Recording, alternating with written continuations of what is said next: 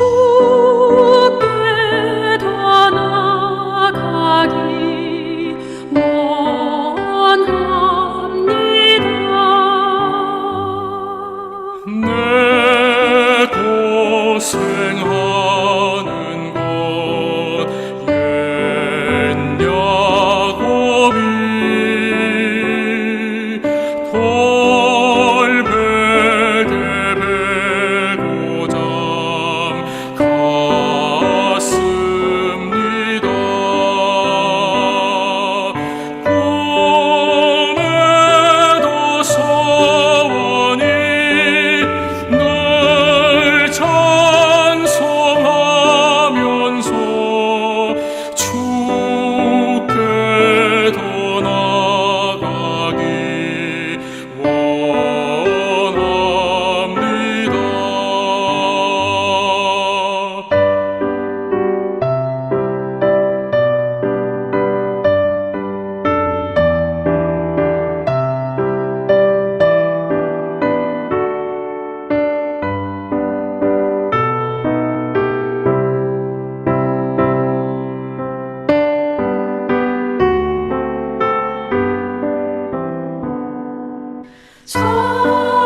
천성에 가는 길 험하여도 생명길 되나니 은혜로다.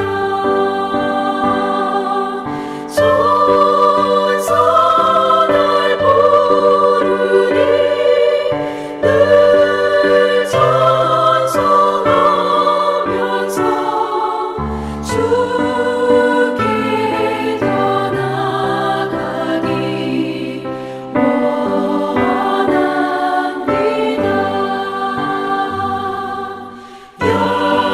야곱이 잠깨어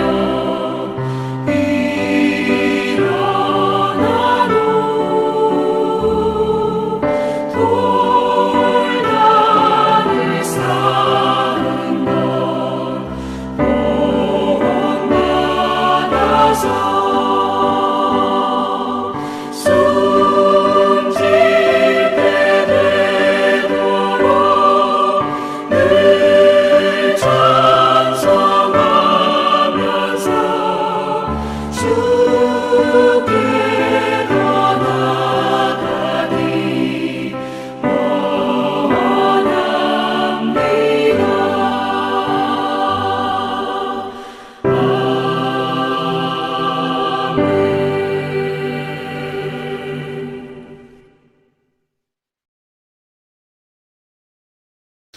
오늘은 마가복음과 만나기 두 번째 시간입니다. 먼저 하나님의 말씀 마가복음 1장 2절 5절 말씀을 함께 읽겠습니다. 선지자 이사야의 글에 보라 내가 내 사자를 네 앞에 보내노니 그가 내 길을 준비하리라. 광야에서 외치는 자의 소리가 있어 이르되 너희는 주의 길을 준비하라. 그의 오실 길을 곧게 하라. 기록된 것 같이 세례 요한이 광야에 이르러 죄사함을 받게 하는 회개의 세례를 전파하니 온 유대 지방과 예루살렘 사람이 다 나와 자기 죄를 자복하고 요단강에서 그에게 세례를 받더라. 아멘. 마태복음 1장에는 예수님의 족보에 이어서 예수님이 탄생하는 것에 관한 이야기가 나옵니다. 누가복음 1장에는 세례 요한이 탄생하는 이야기와 또 거기에 이어서 예수님이 탄생하는 이야기가 나옵니다. 마가복음에는 그런 것이 전혀 없어요.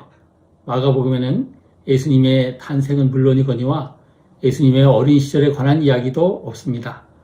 곧바로 공생애로 이야기가 시작됩니다. 사도 마가는 복음서를 기록하면서 예수님의 탄생이나 어린 시절에 관한 이야기를 쏙 빼놓았습니다. 그의 관심은 예수님의 인간적인 모습보다는 하나님의 아들이라는 점에 초점을 두었습니다. 하나님의 아들이신 예수님이 이 세상에서 하신 일을 한마디로 요약하자면 인자가 온 것은 섬김을 받으려 함이 아니라 도리어 섬기려 하고 자기 목숨을 많은 사람의 대속물로 주려 함이니라. 이것은 예수님의 일생을 한마디로 요약한 것입니다. 1장부터 10장까지에서 사도 마가는 예수님께서 사람들과 만나시고 치유하시고 받아주시고 공감하시며 회복하신 이야기를 낱낱이 기록했습니다. 11장부터 16장까지는 예루살렘에 오셔서 고난당하시고 수치와 모욕을 당하시고 십자가에 죽으셨다가 3일 만에 부활하신 이야기를 전해주며 이 세상 속에서 신음하고 실패하고 좌절하고 때로는 거절과 거부를 당하는 사람들의 산 소망이 되시고 힘과 용기를 주시고 다시 일어서게 하시는 예수님의 모습을 보여주었습니다. 마가복음은 사도 마가가 기록한 책으로 알려져 있습니다. 복음서들 가운데 마태, 마가, 누가, 요한 가운데 마가복음이 제일 먼저 기록이 되었습니다. 그렇다면 이 영광스러운 작업을 한 사도 마가가 어딘가에서는 자기 이름을 한 번쯤은 드러낼 만도 한데 마가복음 그 어디를 눈을 씻고 찾아봐도 마가라는 이름이 등장하지 않습니다. 마치 예수님께서 이 세상에 오셔서 섬김을 받으려 하지 아니하시고 섬기기만 하셨던 것처럼 사도 마가도 역시 마찬가지로 교회와 성도를 섬기며 하나님의 뜻을 전하는 데만 집중했을 뿐 자기를 조금 더 나타내거나 드러내지 않으려 했다 하는 것을 우리는 이것을 통해서 잘 알 수가 있습니다. 예수님은 부활하신 후 승천하기 전에 제자들에게 말씀하셨습니다. 예루살렘을 떠나지 말고 하나님께서 약속하신 것을 기다리라. 사도행전 1장 4절 말씀입니다. 제자들은 이 말씀에 순종하여 한 곳에 모여 기도드리며 하나님께서 약속하신 것, 곧 성령께서 강림하시기를 기다렸습니다. 그때 제자들과 성도들이 모인 곳이 마가의 다락방으로 알려져 있습니다. 물론 성경에는 마가의 다락방이라는 직접적인 표현은 나오지 않습니다. 그렇더라도 오랫동안 교회는 사도행전 2장에 기록된 것처럼 오순절 날의 이름에 저희가 다 같이 한 곳에 모여 있었더니 하는 바로 그 한 곳이 마가의 다락방이라고 생각해 왔습니다. 마가의 다락방, 도대체 그 집의 규모가 얼마나 크길래 다락방에서만도 120명이 모일 수가 있었을까요? 정말 그것만 보더라도 마가가 얼마나 유복한 환경에서 자랐는가 하는 것을 짐작할 수가 있습니다. 사도행전 13장에 보면 사도 바울과 사도 바나바가 아시아 지역에 복음을 전파하려고 선교 여행을 떠나는 이야기가 있습니다. 그 가운데 첫 번째 여행에 마가 요한이 동행했습니다. 사도행전 13장 13절입니다. 바울과 및 동행하는 사람들이 바보에서 배를 타고 밤빌리아에 있는 버가에 이르니 요한은 그들에게서 떠나 예루살렘으로 돌아가고. 이 말씀에 비춰보면 마가 요한은 버가라는 곳에 이르러서 선교 여행에 동행하지 아니하고 도중 하차를 했습니다. 도대체 그가 무슨 이유로 선교 여행을 가다 말고 도중 하차했는지에 관해서는 성경에 나타나 있지 않습니다. 그래서 많은 사람들이 그 이유를 이모저모로 추측해 왔습니다.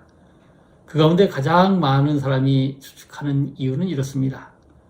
아까 120문도가 그가 사는 집에 다락방에 다 들어갈 수 있을 만큼 그 집의 규모가 크다는 말씀을 드렸습니다.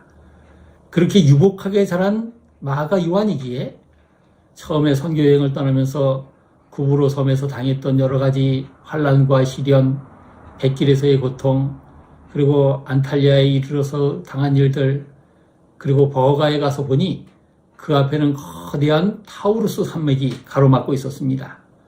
저 험한 산을 걸어서 넘어가야 하고 또 자연 환경만이 아니라 얼마나 많은 사람들에게 또 핍박을 받아야 할까, 이것을 생각한 나머지 마가 요한이 용기를 잃고 겁이 나서 도망쳤다 하고 많은 사람들이 추측하고 있습니다. 사도 바울과 사도 바나바는 1차 선교 여행을 아주 성황리에 성공적으로 끝마쳤습니다. 잠시 예루살렘에서 휴식을 취한 다음 이 두 사람은 2차 선교 여행을 준비했습니다. 2차 선교 여행을 준비하는 중에 사도 바울과 사도 바나바의 의견이 갈라졌습니다.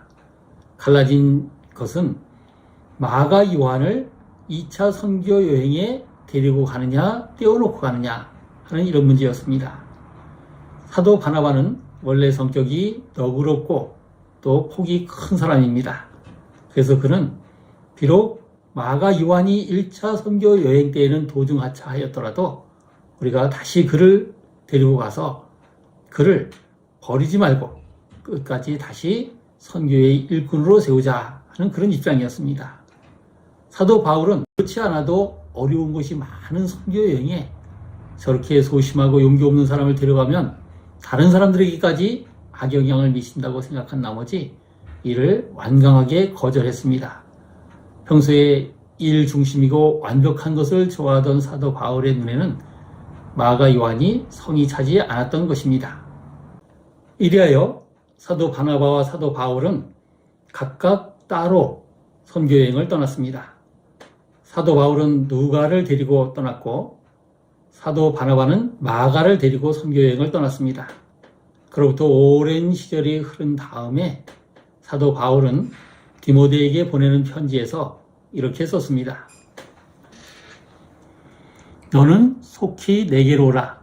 데마는 이 세상을 사랑하여 나를 버리고 데살로니가로 갔고 그레스게는 갈라디아로 디도는 달마니아로 갔고 누가만 나와 함께 있느니라.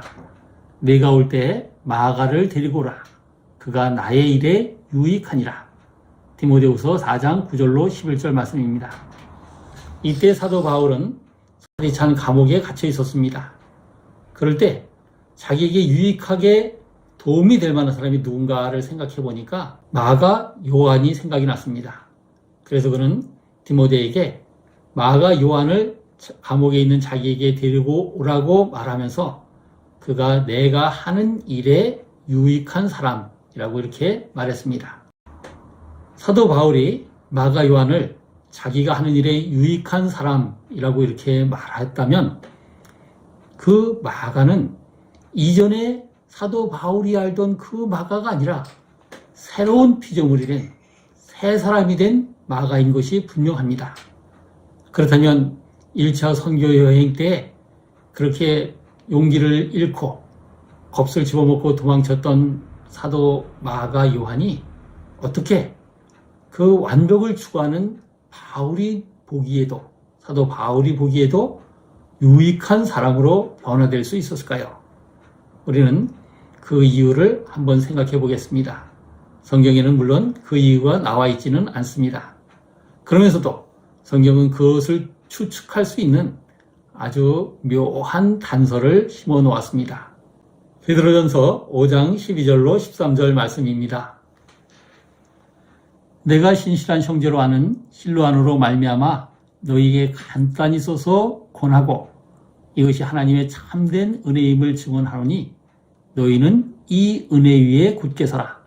택하심을 함께 받은 바벨론에 있는 교회가 너희에게 문안하고 내 아들 마가도 그리 하느니라. 아멘. 사도 베드로는 여기서 마가를 내 아들이라고 이렇게 부릅니다.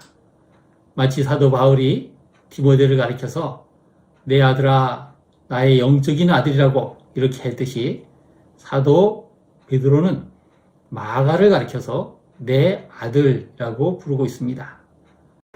실제로 초대교회 문헌들을 살펴보면 사도 베드로가 선교여행을 할 때 마가가 동행하면서 통역관 노릇을 했다는 기록을 여러 곳에서 찾아볼 수 있습니다.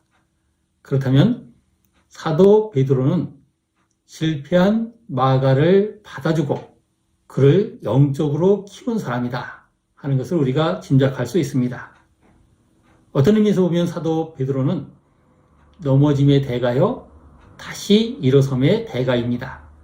예수님의 제자로 지내던 시절 그는 이런저런 실수도 했고 또 가끔 허무맹랑한 일도 했습니다. 그래서 누구보다도 그의 실수한 모습이 복음서에 많이 기록이 되어 있습니다. 그런데 놀랍게도 예수님의 부활을 경험하고 나서 성령을 체험하고 나서 사도 베드로는 제자 시절에 있었던 그 넘어지는 과정을 통해서 배운 것들, 쓰러지고 실수한 것을 통해서 익혔던 교훈을 아름답게 살려내서 선한 영향력을 끼치는 사람이 되었습니다.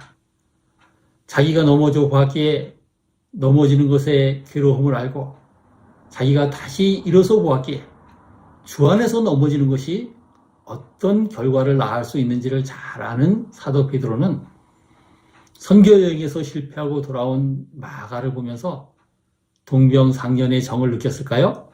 실패한 사람만의 아픔을 누구보다도 잘 아는 사도 베드로는 실패한 마가 요한을 받아주었습니다.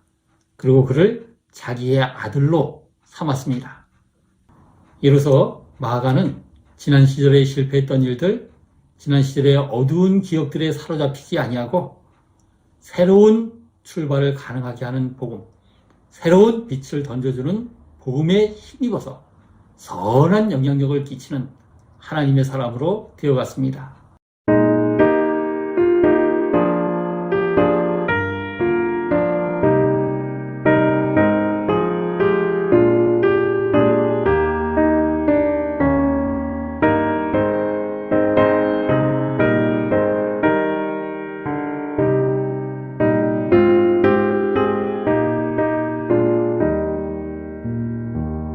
나 예수께 조용히 나가 내 모든 짐 내려놓고